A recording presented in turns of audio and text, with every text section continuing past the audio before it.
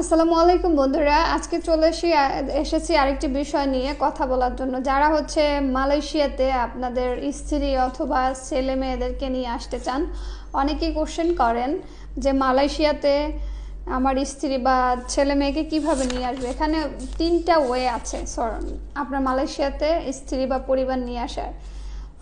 প্রথম ওয়ে হচ্ছে তাদেরকে ট্যুরিস্ট ভিসায় নিয়ে আসতে পারেন।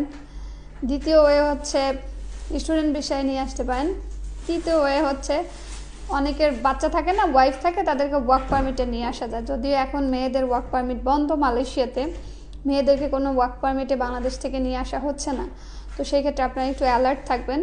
আর যারা চাচ্ছেন যে মালয়েশিয়াতে ওয়াইফ বাচ্চাদেরকে নিয়ে আসবেন সরাসরি ট্যুরিস্ট ভিসায়, আপনারা চাইলে আমাদের সাথে যোগাযোগ করতে পারেন।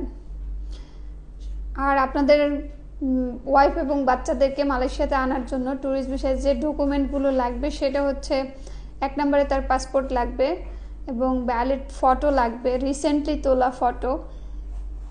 এই সমস্ত ডকুমেন্ট দিলেই আমরা আপনাদেরকে নির্দিষ্ট একটা ফি এর দিয়ে আমাদের কাছ থেকে ভিসাটি পেয়ে যেতে পারি।